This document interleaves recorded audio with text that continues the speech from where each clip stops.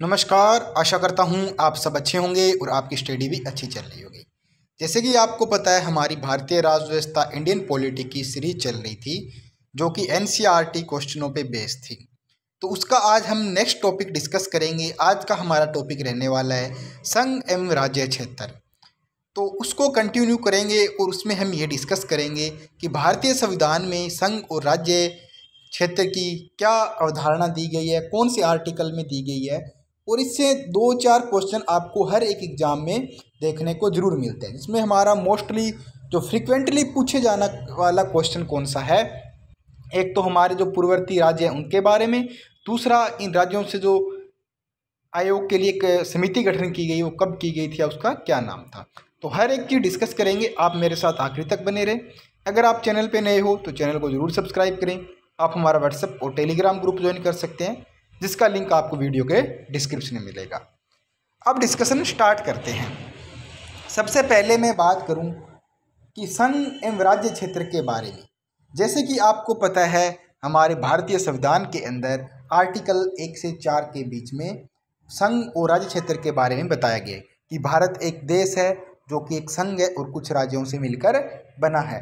भारत के राज्य क्षेत्र में निम्नलिखित क्षेत्र शामिल होंगे। राज्यों के राज्य क्षेत्र होंगे या संघ राज्य के क्षेत्र होंगे, ऐसे अन्य राज्य क्षेत्र जो अर्जित किए जाएंगे। अब भारत के अंदर मान लो कोई नए राज्य का पुनर्गठन करना है तो ये शक्ति किसके पास है? ये शक्ति हमारे राज्य का, अगर नए राज्य का पुनर्गठन करने की शक्ति से भारतीय संसद के पास है। ठीक है। नेक्स्ट मैं बात करूं, अगर भाषाई आधार पे हमारा सबसे पहले राज्य कौन सा बना था देश के अंदर, तो आंध्र प्रदेश हमारा भाषाई आधार पे सबसे पहले राज्य बना था। और राज्यों के पुनर्गठन आयोग से संबंधित एक आयोग का गठन किया गया था, जिसको हम फजल अली आयोग बोलते हैं, जो कि 1953 में गठित किया गया। सबसे ज़्यादा पूछ जाने वाला क्वेश्चन है। तो आपसे पूछा जाए कि फजल अली आयोग का गठन कब किया गया? 1953 में। ये किससे संबंधित है? तो राज्यों के पुनर्गठन से संबंधित है। दूसरा, भाषाई आधार का पहला राज्य आंध्र प्रदेश था। नेक्स्ट मैं बात करूं कि नए राज्य बनाने की शक्ति किसके पास है, तो भारतीय संसद के पास है। ये तो हो गया मेन बात। दूसरी हम बात करते हैं, भारतीय संघ के अंतर्गत किसी भी राज्य को शामिल करने का अधिकार भारतीय संसद के पास है। यह मैंने आपको बता दी है। संविधान के प्रथम अनुच्छेद के अनुसार भारत क्या है? एक राज्यों का संघ है। भारत क्या एक राज्यों का संघ है? आर्टिकल 1 बोलता है।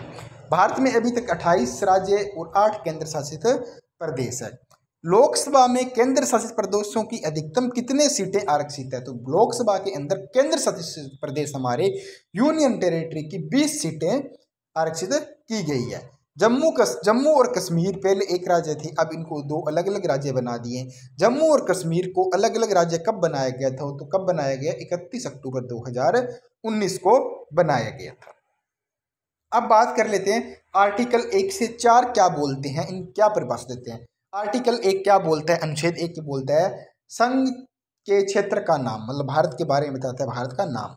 2 नंबर क्या कहता है कि नए राज्यों के प्रवेश अथवा समापन का अधिकार किसके पास है? संसद के पास है। नए राज्य बनाना या उनको चेंज करना, उनका समापन करना कौन कर सकता है? भारतीय संसद कर सकती है।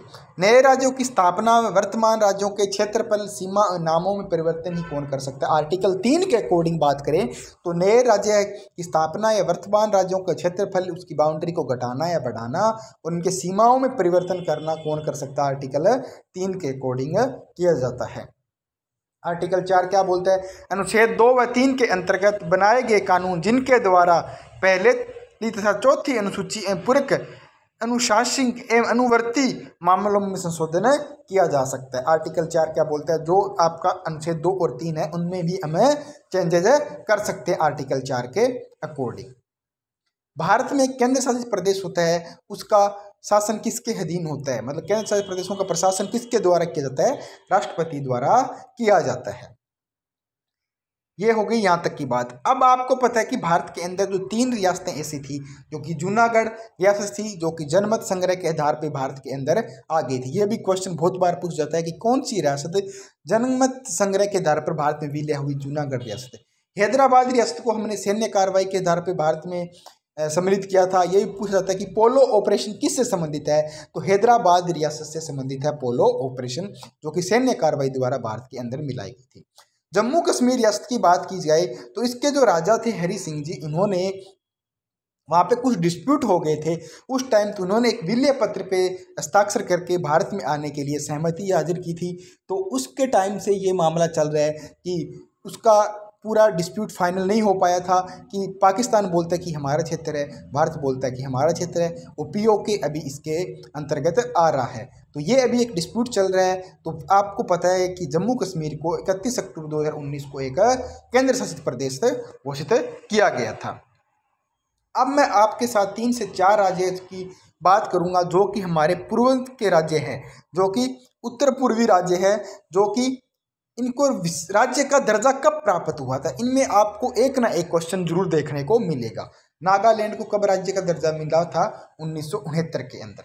हिमाचल को 1971 के अंदर। मेघालय 1972।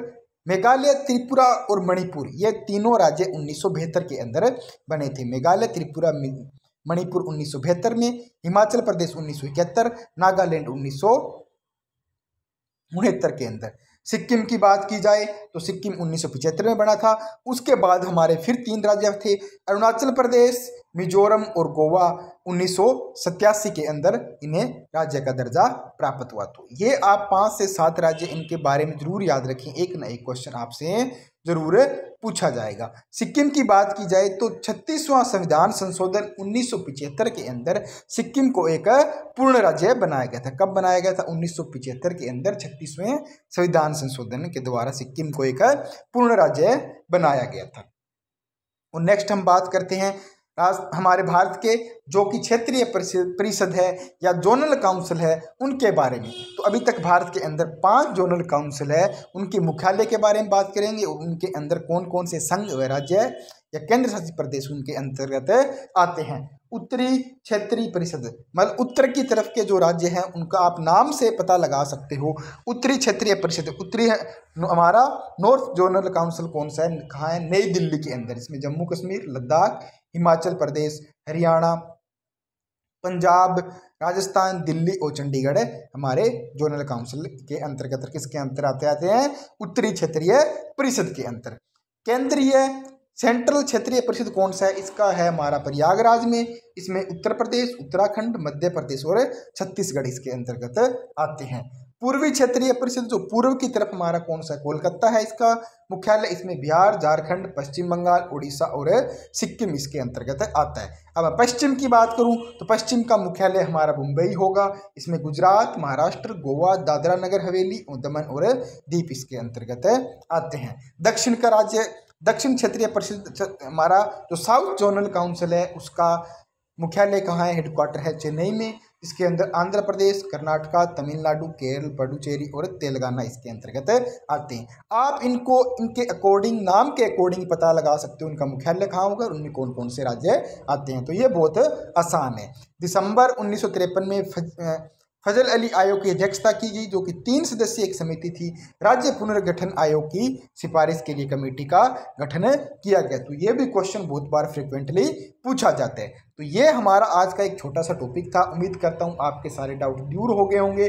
राज्य और राज्य, क्षेत्र और संघ से संबंधित, मतलब यूनियन टेरिटरी एंड स्टेट से रिलेटेड आपको कोई ना कोई एग्जाम में ये क्वेश्चन जरूर देखने को मिलेगा। अगर वीडियो अच्छा लगे तो लाइक करें, कमेंट करें। इसी तरह की लेटेस्ट अपडेट और एग्जाम से संबंधित न्यूज़ और एक नेक्स्ट लेक्चर के साथ पाने के लिए हमारे साथ जुड़े रहें। मिलते हैं एक नेक्स्ट वीडियो में। जय हिंद, धन्यवाद।